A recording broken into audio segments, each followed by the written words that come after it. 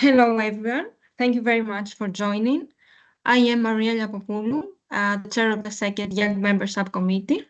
And today we have with us Dr. Miguel Bravo-Haro from City University, giving a presentation on the directionality of next generation intensity measures in the 2023 Turkey earthquake. Miguel has been a great supervisor at the beginning of my PhD, and we have been collaborating on various projects. So I'm sure this will be a very interesting talk. Before we begin, let me go through some housekeeping rules. Please keep your video cameras off and your microphones on mute for the duration of the presentation. We will have a Q&A session after the presentation. And if you have any questions in the meantime, please type them in the chat and we will answer these at the end. Please note that the seminar is recorded and will be uploaded on our second YouTube channel. So therefore, by dialing into the event, you agree that any information or views you share will be made public. Keep an eye on our second website and our LinkedIn site as well for our upcoming events. The next talk will be on 10 April on seismic risk sensitivity. And we will be looking at recent updates to the European seismic hazard model with Dr. Athanasios Gebrixis from Renew Risk and Dr. Laurentiu Dansiou from the Swiss Seismological Service at ETH Zurich. Also, please keep checking our YouTube channel and Spotify page for recordings of our events as well as our Second Talks podcast. Dr. Miguel Bravo-Haro is a lecturer in sustainable civil engineering structures at City St. George University of London. His areas of research span from digital infrastructure and condition monitoring to data-driven structural health monitoring and earthquake engineering. Among his current projects, he is looking at the development of digital twins for offshore renewable energy systems, data-driven algorithms for early damage detection of railway bridges, as well as the development of low-cost sensors for structural monitoring and probabilistic methods that are applied in earthquake engineering problems. Miguel has various collaborations with academic and industry partners. At Epsimon, he leads the development of digital infrastructure, and this includes real-time monitoring systems and software solutions for monitoring projects. Before City, Miguel was a postdoctoral researcher at the Center for Smart Infrastructure and Construction at the University of Cambridge. He holds his PhD from Imperial College London on the seismic inelastic response of steel structures, and his diploma in civil engineering and master in earthquake engineering from the University of Chile. He has worked as a consultant structural engineer in Chile before starting his PhD. So without further delay, I will hand over to Miguel to start the presentation. Thank you very much, Maria. That was very generous. I will share this now then, and you tell me if you can see the presentation, please. Mm-hmm. Does that work? Yes, great. Yes, we can see that. Okay, fantastic. Guys, while in the presenting mode, I cannot see you at all. So if something goes bad, please just speak up or, I don't know, send me a message internally, please. Yes, we will let you know in case there is an issue. Okay, brilliant. So I'm going to take it from here. Thank you, Maria. So thank you very much, everyone. Thank you very much to you, Maria. It's an absolute pleasure to be here today, especially the fact that you still consider me a young member. I think that's going to make my week. So today I'll be presenting some of the recent work that we have done on understanding directionality phenomena using next generation ground motion intensity measures, in particular during the two main earthquakes in February 2023 in the southeast of Turkey and northern Syria. I'm just going to keep it as the 2023 earthquakes in Turkey, but this also affected the northern region in Syria. just so you know.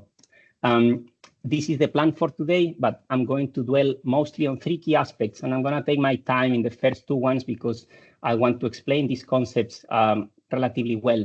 The first one is going to be explaining the concept of directionality, introducing the next generation intensity measures and why these are so important, and finally assessing their performance, so combining these two aspects and assessing their performance during the 2023 Turkey earthquakes.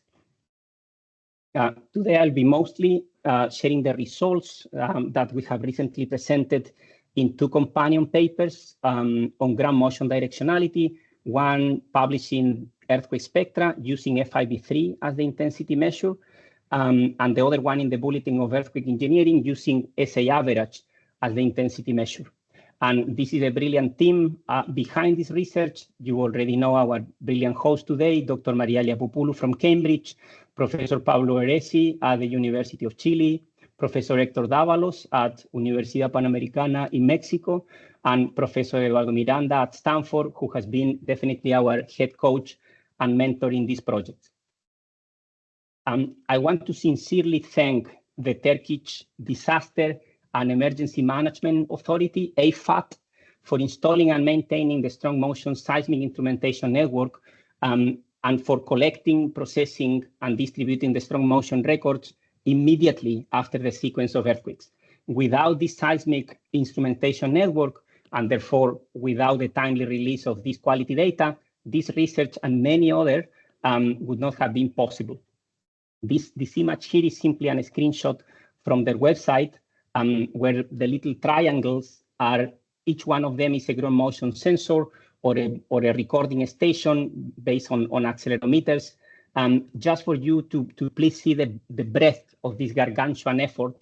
And just to give you an idea, if we throw in the map of active faults in Turkey, you can appreciate also the long-term vision and planning of AFAT, because there were more than 25 ground motion stations literally on top of the surface projection of the trace of the East Anatolian Fault, where the main ruptures of the 2 largest earthquakes took place, as we are going to see in a little bit. So this takes a lot of commitment and planning, because you are literally waiting for the big one to happen many years in advance. So thank you to them. And let's start by introducing the concept of ground motion directionality using some familiar concepts. Here in red, you can see the ground motion displacement. So basically what you would get by integrating twice the accelerations recorded at specific station. And in blue, you can see the displacement response of a single degree of freedom with a vibration period of 10 seconds. We will see in a little bit why I'm using a long period here. This is just for the sake of the explanation of directionality. And we can clearly see that the maximum response, therefore the maximum horizontal ground motion intensity, is dependent in orientation in the horizontal plane.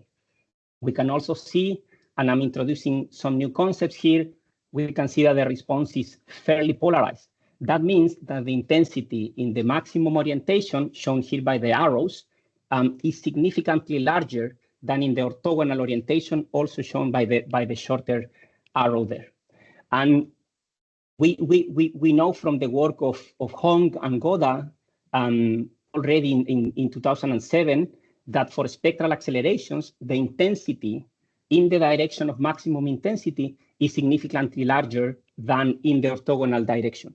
For example, on average, almost 40% higher for short periods, so let's say not 1 second, and on average, almost 70% higher for flexible system, let's say periods of vibration of 3 seconds. So in conclusion, yes, directionality does matter. And generally, a ground motion recording station records only 2 horizontal orthogonal ground motion components, which are generally aligned with the horizontal cardinal directions, so east-west and north-south. And we refer to them as recorded acceleration time series. And by means of simple trigonometry, we can compute the ground motion acceleration in any direction on the horizontal plane. So now we have a rotated version of a ground motion, or many rotated motions that we can use to study directionality, for instance. So still sticking to familiar concepts, because I know that most of you are familiar with spectral accelerations. In red here, you can see the displacement response of a single degree of freedom oscillator with a period of vibration of 1 second. This has been subjected to both, as recorded, ground motion horizontal components for an arbitrary station from one of the recordings from the earthquakes in Turkey. We can use this response to calculate, obviously, spectral accelerations, which are shown in blue for both plots. And you can see on the right-hand side, you have the spectral acceleration versus the rotation angle every 1 degree between 0 and 180, only 180, because after this, they start to repeat themselves. So there are many things to say from these very simple plots. First, how significant the orientation in the response of spectral ordinates it is in terms of the rotation angle. It's fairly polarized. It's a fairly polarized response. Again, is larger in the main direction with respect to the orthogonal one. We can see if we were to use, let's say, only the two as recorded ground motion records to estimate spectral ordinates, therefore disregarding orientation, we would be absolutely gambling. And we have been aware of these issues for the last 25 years, thanks to the brilliant work of Dr. David Burr at USGS. And that's why we have introduced intensity measures that are based on spectral ordinates, but that are orientation independent.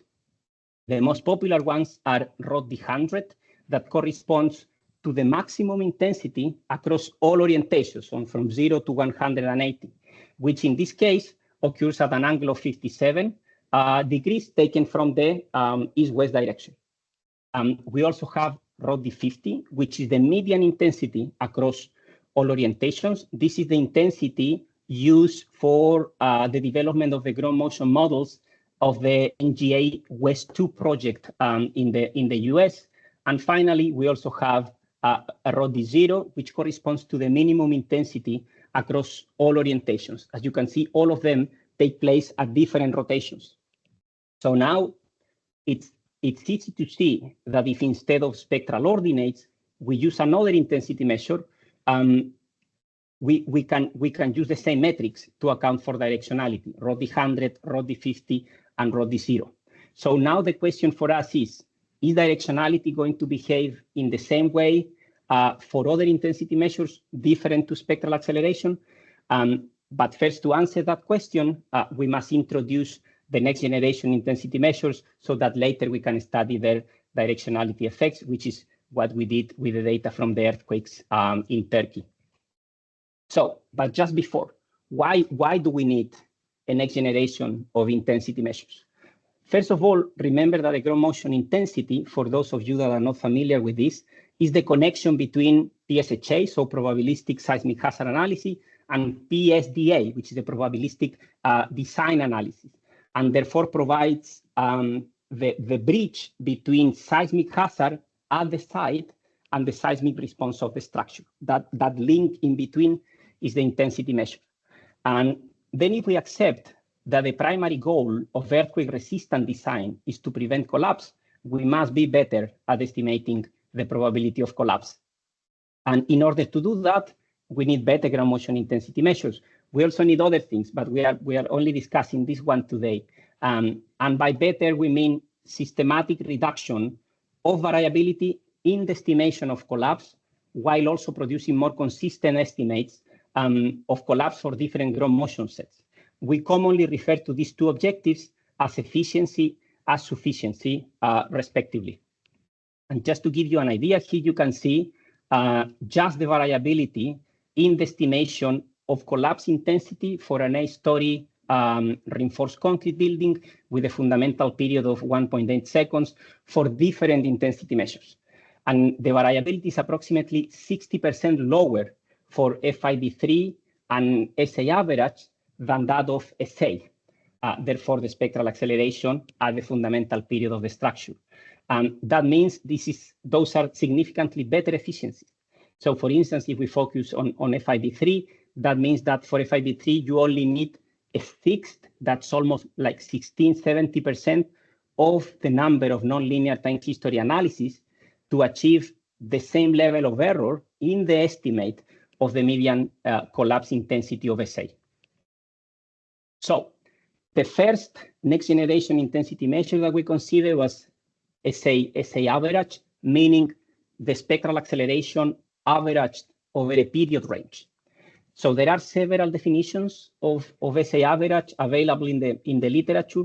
We use the one proposed by Dr. Laura Eads and associates in 2015. This one considers a range from 1/5 to 3 times the period of interest, and then takes the geometric average of all the spectral accelerations in that range.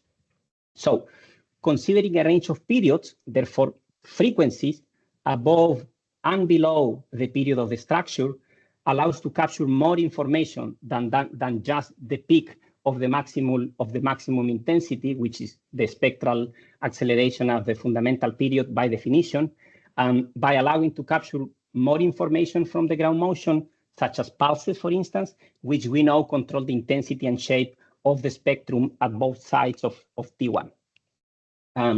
One of the benefits of considering, for instance, periods to the left is that the efficiency of the IM is improved by capturing the response of higher modes because they have a shorter period. But this is only partially true.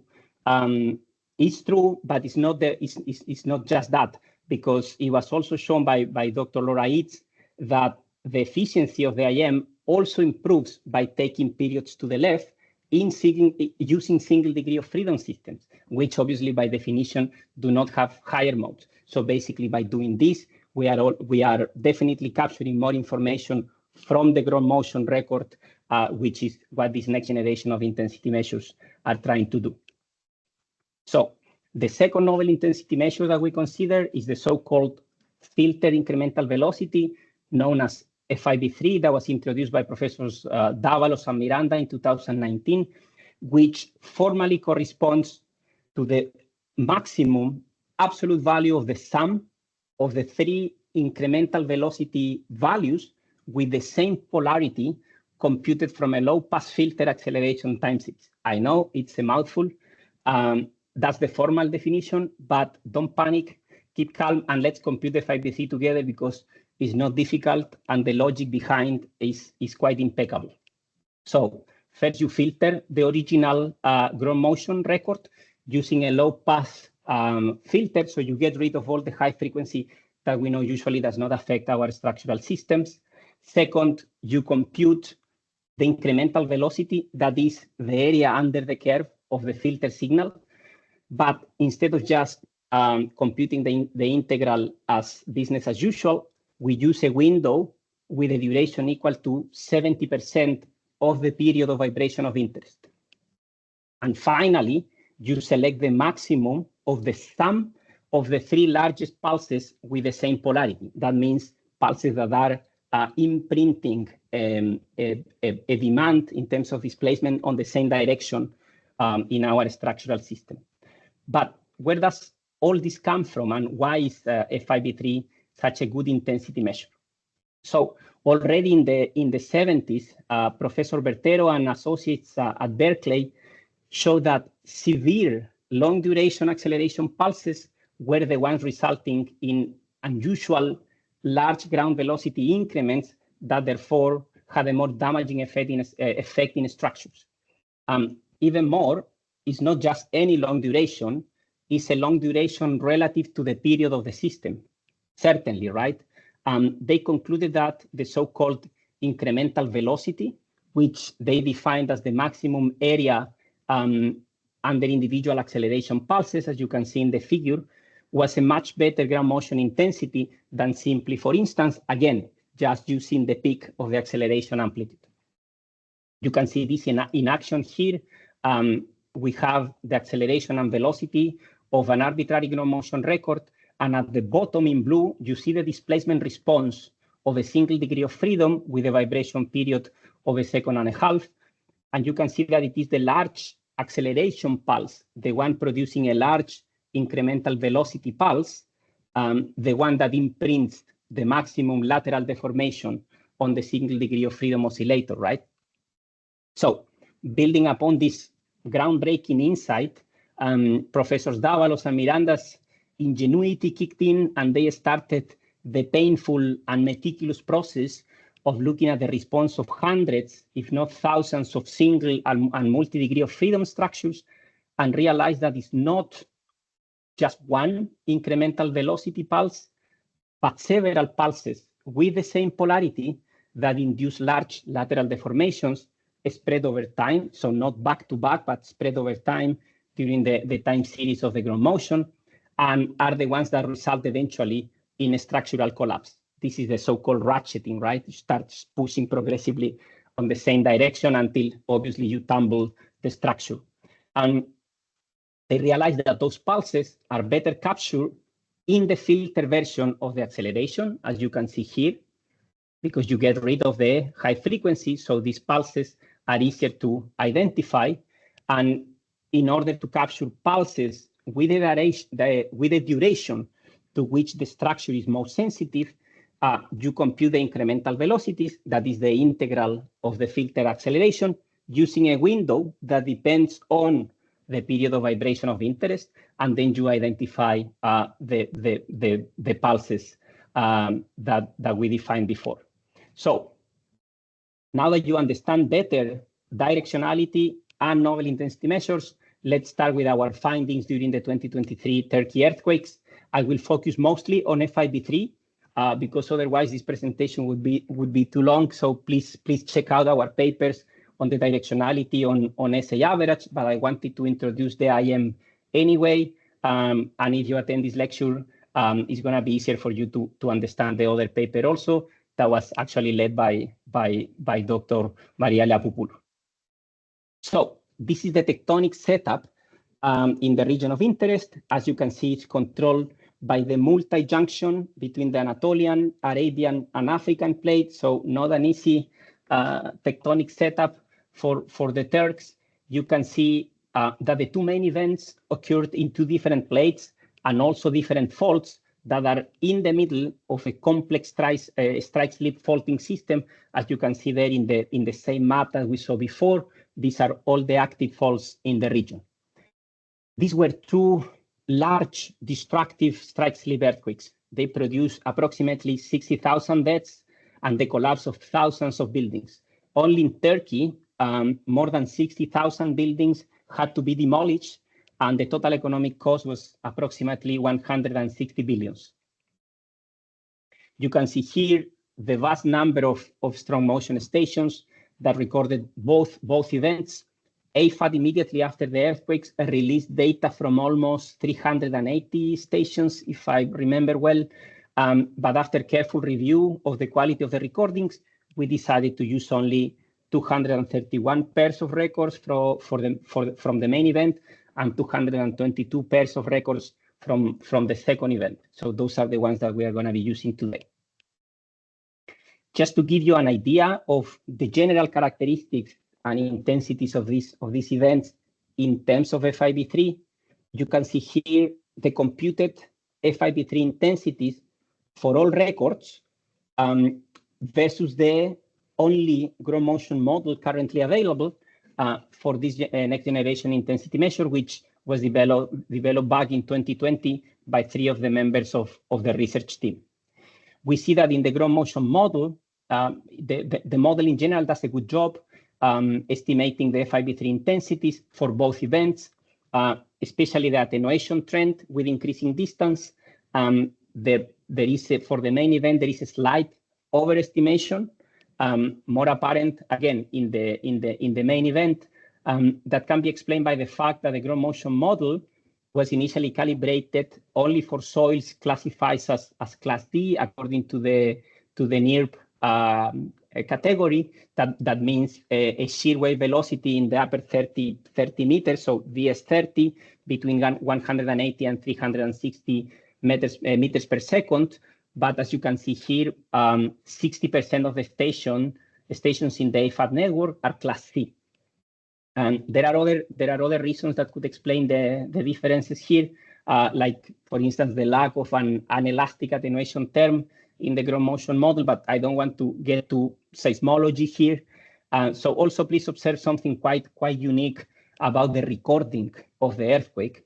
And it's the fact that the main earthquake, the magnitude 7.8, was recorded by 12 stations. That means we have 24 horizontal ground motion records with a Joyner-Burr distance equal to 0.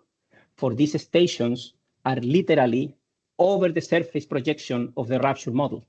And therefore, expectedly, the ground motion model overpredicts the intensities, since in the catalog used to produce the model, there was only one record from a strike slip event with a magnitude larger than 7.5 and a Joyner-Burr distance lower than 1 kilometer. And this is because we simply do not have this kind of data with such a small distance to the source. This is to show you how the computation of FIV3 looks by means of the filter incremental velocity that we defined earlier, but in this case, highlighting the horizontal variation of the intensities between the direction of the lowest intensity, therefore rho d0, direction of the median intensity, rho d50, and the direction of maximum intensity, rho d100, which again, you are familiar with because we defined them earlier. So in the bottom panel, you can see the history, so the response over time of the lateral deformation of an oscillator with a period of 1.5 seconds and a damping ratio of 5%. On the side, you can see the characteristics of the oscillator, but look at the response of the system, please. How the rotated ground motion that produces rho d0 and rho d50, therefore the black and blue lines, show considerable differences between peak and residual deformations. But even more interestingly is the fact that the rotated ground motion in the direction of the maximum intensity, therefore rho d100, actually induces dynamic instability in the oscillator. So in other words, when there is a strong directionality of FIV3, a structural collapse would go unnoticed if, let's say, only rho d50 is used as the intensity measure, which is quite important. Just to illustrate the strong directionality in some of the records, here we can see the variation of FIV3 for the same single degree of freedom oscillator at one of the recording stations during the first event. We can see that between the minimum intensity, so rho d0, and the maximum intensity, so rho d100, there is 100% difference by rotating the motion 87 degrees. Also, we can see that the maximum intensity is 24% larger than the median intensity, rho d50. So once more, neglecting directionality by, let's say, describing the intensity of the site by a single scalar might result in significant errors based on the direction of interest, either underestimations or overestimations. These are the spectra of FIV3 intensities computed from ground motions recorded at 2 different stations during the main earthquake. And here the lines are 6 different orientations at a range of periods between 0.1 and 10 seconds. And I just want for you to notice how different an FIV3 spectrum is with respect to a classic acceleration response spectrum. The first time I saw one of those, I had a hard time trying to wrap my head around them. So here the first observation is the relatively large variation of FIV3 intensities with changes of orientation, certainly, only with exception of very short periods. So in this region here, where basically all the lines are more or less the same. But the second remark is that there is a direction shown here with a thick black line where the FIV3 intensities are very close to those of rho d100, which is the maximum, certainly of interest for us, which is shown in the red line. And as a matter of fact, they are practically identical for some periods, like for instance, this region here, they overlap completely, and so on. This direction is the so-called transverse orientation. It was recently proposed by Poulos and Miranda and corresponds to an orientation perpendicular to that of a line segment between the epicenter and the recording station. So this is going to be important for us because the same authors have shown that for strike-slip earthquakes, the orientation of maximum spectral acceleration intensities, so a different IM, the classic IM, if you want, tends to occur close to the transverse orientation. And the tool to measure the difference between these two intensities, so at the transverse and the rod D100 orientations, is this angle alpha that you see there in the figure between both orientations of interest. These findings are simply groundbreaking because they suggest the possibility of being able to predict the orientation of maximum intensity by simply using the transverse orientation, which can be easily computed by only looking at the geometry between the epicenter and the recording station. So then one of the sort of driving questions for us was, is this also valid for F5V3? And spoiler alert, yes, it is also valid for F5V3. As you can see here, these are the same spectra, but now in terms of ratios. So we can see the ratio between the transverse orientation and rod D100, so that's the red line, being very close to 1 across all periods. Therefore, transverse orientation seems to provide a pretty good approximation for the maximum intensity of F5V3, regardless the period, at least for these two arbitrary recording stations that we have here in front of us. We can also see the transverse to radial ratio, which is given their orthogonality, because we remember that we define them as orthogonal, the radial and the transverse, can be used as a proxy for measuring the level of linear polarization, which, as we see here, seem to increase with increasing periods. For the station on the right, you can see that the ratio between the transverse and the radial across all periods has an average of 169, indicating that ground motion intensity is in general significantly larger in the transverse than in the radial direction. And for long periods, it can reach values that are significant, not significantly, but above 2.0. Finally, the green line shows the rod D100 to rod D50 ratio, which is the one usually considered in seismic design guidelines to account for directionality. And the average of this ratio for both stations across all periods is 1.26. So rod D100 being 26% larger than rod D50 on average for all periods. So now let's look at some maps. Here we have the F5V3 intensity for a period of 10 seconds at all the stations during the main earthquake. No, both earthquakes, 7.8 and 7.5.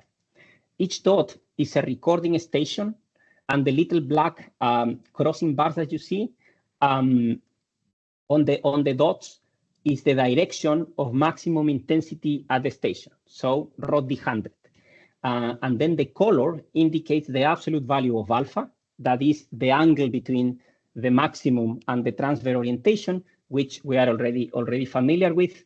And the first thing is that we can see this sort of beautiful concentric pattern produced by the orientation of the crossing bars, indicating that the maximum intensities tend to occur close to the transverse orientation. What is more remarkable is that this seems to be true even for long distances from the epicenter to as far as 400 kilometers, which is the farthest station is in the map. With very few exceptions, some red dots there. Most stations are blue colored, indicating that alpha is less than 45 degrees, as shown in the histograms in the bottom right corner.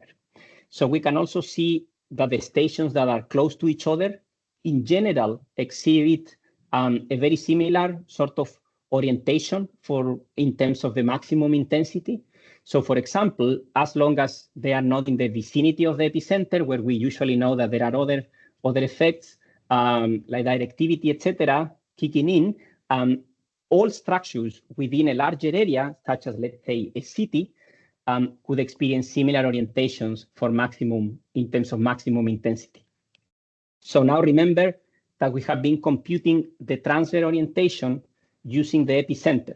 For this is how it was originally proposed by Liapopoulou and Miranda, which is certainly only one way of characterizing the seismic source and definitely consistent with the point source model at, let's say, the hypocenter. However, when you have larger rupture length, the transfer orientation could change significantly depending on the location of the rupture segment, where, for instance, large amplitude waves could originate far from the epicenter. This is in general easy to see during large magnitude earthquakes, where the regions of large slip are far away from the origin of the earthquake of the hypocenter.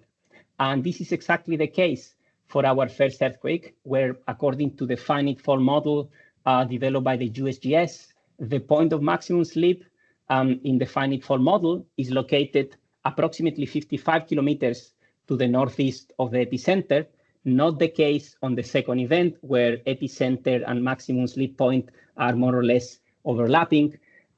So we decided to recompute the transfer orientations for the main event and see what happened.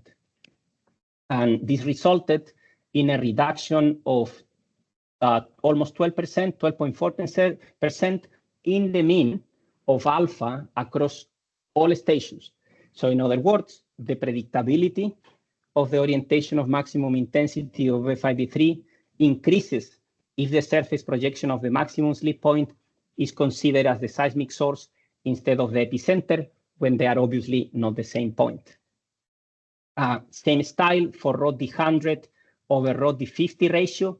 Here the mean value across all stations is virtually the same for both seismic events and equal to 1.24. As we can see in the distribution of the ratio, so in the histograms, most values are larger than 1.2, which is true for stations close to the source and for stations, again, as far as 400 kilometers from the seismic source. We can see that both distributions are highly skewed towards the right values, departing significantly from what would be a uniform distribution, so what would be a random process.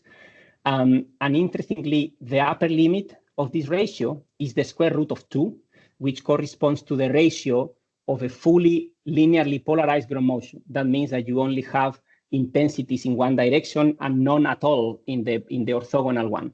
And this was first observed by Dr. David Burr in 2010 for spectral ordinates, happens to be true also for FIB3. So now that the transfer orientation seems to be a good proxy for estimating the maximum intensity of FIB3, here we have another metric for polarity. This is the ratio of the transfer component to rod D50.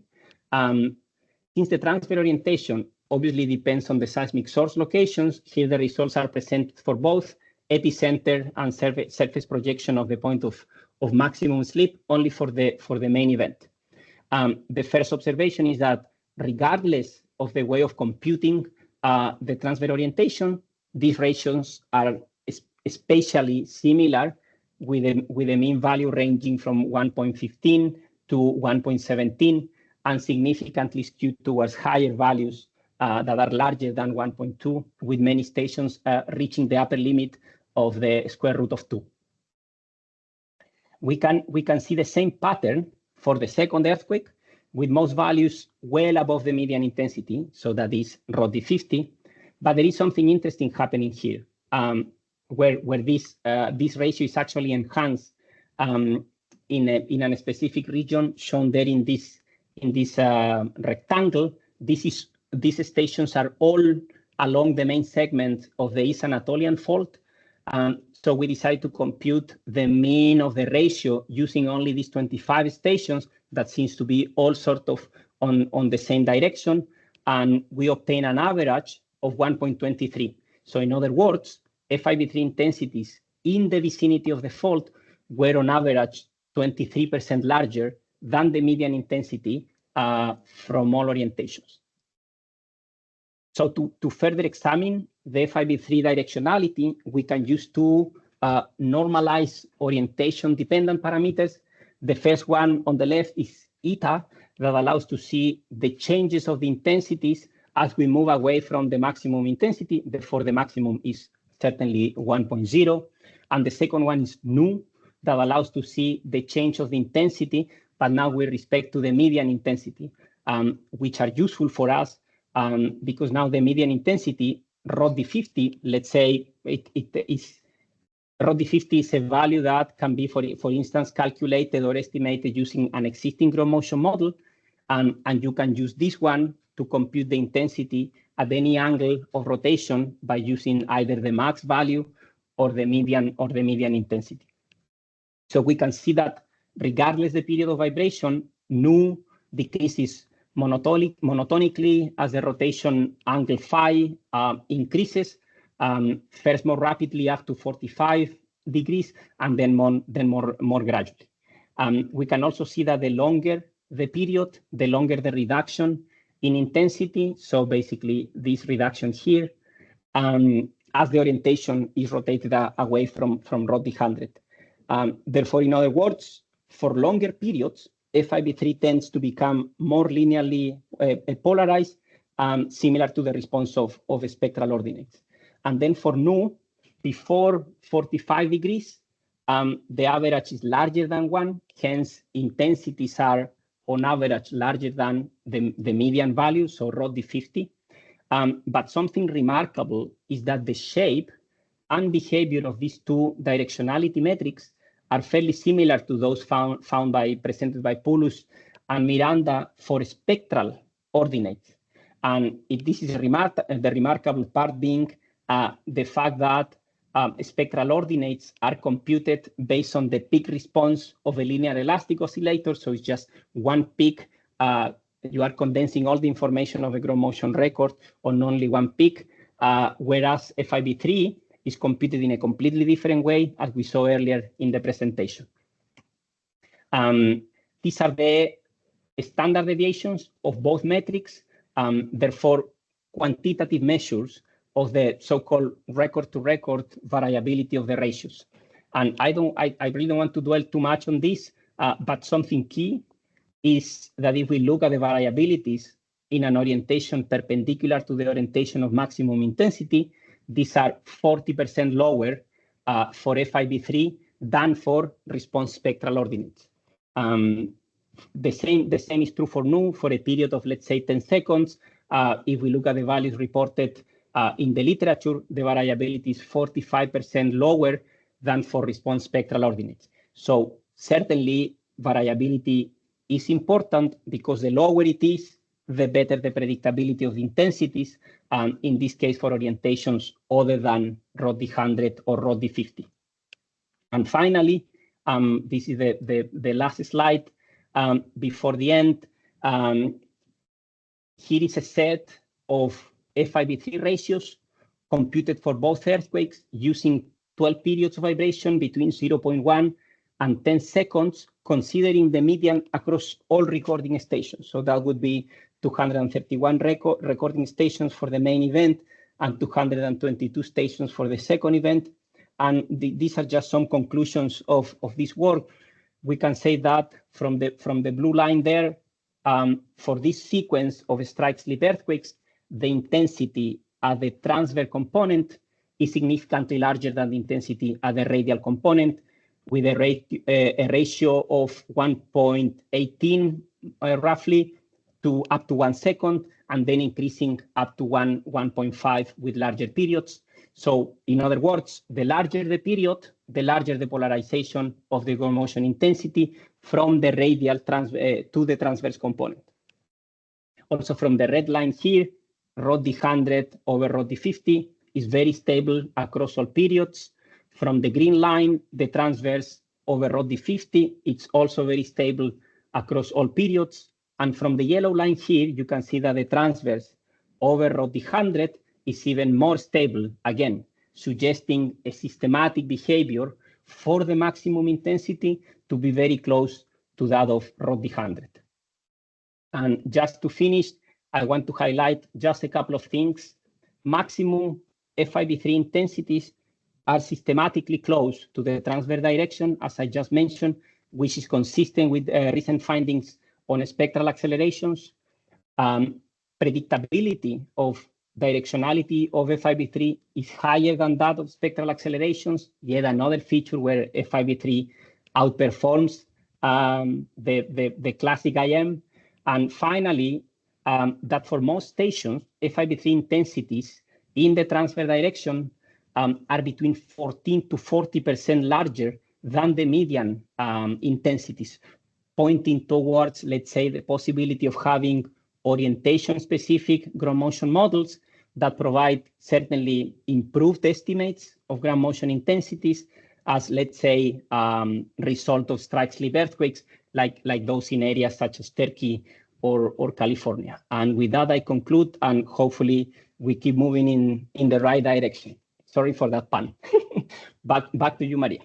I'm happy to take questions now or to start a conversation.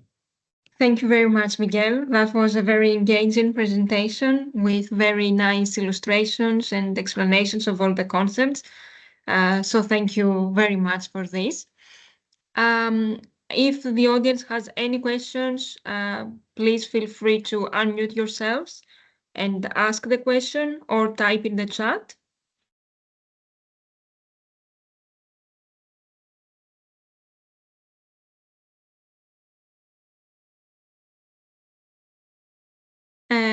Ursula?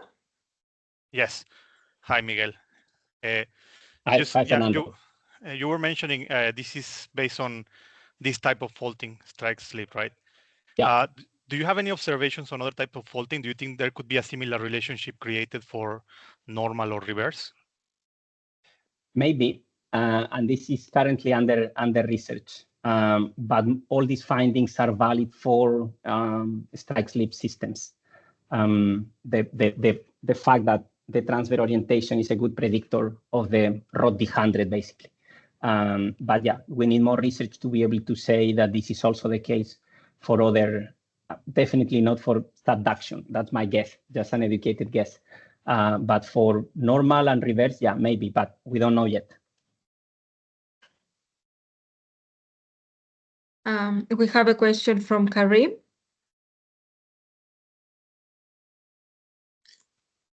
Thanks a lot for the presentation. One point that in the mindset of using for prospective analyses, it's in order to utilize the transverse direction, you need to predict the epicenter or hypocenter of your future earthquakes. And so the very small variability, if I understand correctly, shown for the intensity measures or the directions that are associated with transverse direction, then will be compounded with the uncertainty in the prediction of the epicenter. So is there any, in your experience, I'm wondering how this can be used in a prospective analysis for a future rupture in a possible fault around? Yeah, no, that's a great question, and you are absolutely right. Let's say the transfer component, which is the one bringing on to the table, offering on the table the possibility of predicting the orientation of the maximum intensity, depends on the location of the epicenter, which obviously we don't know. But when we perform probabilistic seismic hazard analysis, we usually move around the potential origin, the potential seismic source in a randomized way. So the benefit of knowing the transfers is that now we could get with more accuracy the intensity at the maximum orientation based on those randomized seismic sources, which were unknown before anyway, because we don't know where the earthquake is going to happen.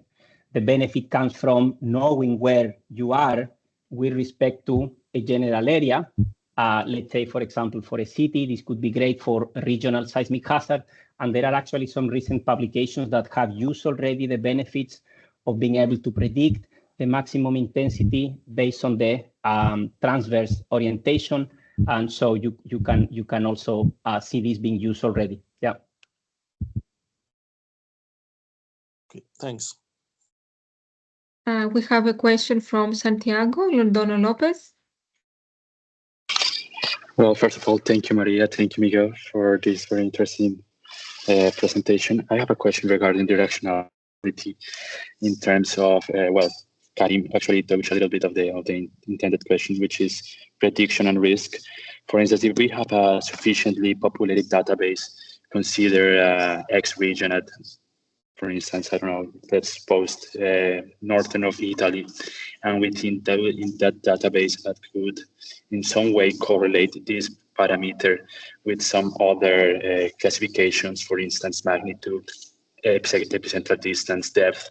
Is it possible to perform, or maybe think to perform a prediction or a clustering in which I could somehow correlate the directionality in terms of radial and transverse direction with these parameters, so we could have an assessment of the risk considering some of these characteristics, also perhaps with the fault system that is within that region? Thank you. Yeah, absolutely. This is the, thanks for the question, Santiago. This is absolutely the next step. We want to see if this, again, groundbreaking insight also applies for other type of earthquakes. So not only strike slips, but is it only dependent on the faulting system, on the type of earthquake, or it could be related to magnitudes and epicentral distance and depth, etc. And certainly for that, we need to collate a larger database, which is something that is currently under research. But that's the goal, Thank definitely. you. Yeah. Yeah, probably with some machine learning, we could identify some patterns and so on. Let's say trend. Yeah, thank you.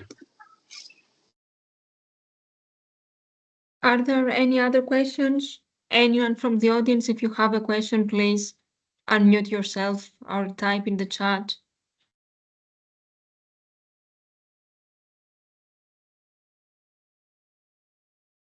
Okay, I don't see anything else coming up. So I think we can close the meeting then. Miguel, thank you again very much for the presentation, and thank you everyone for attending. We will upload this on our YouTube channel. Thank you, everyone, and especially Maria. Bye. Thank you, Miguel. Bye-bye. Thanks. Bye-bye. Thank you very much.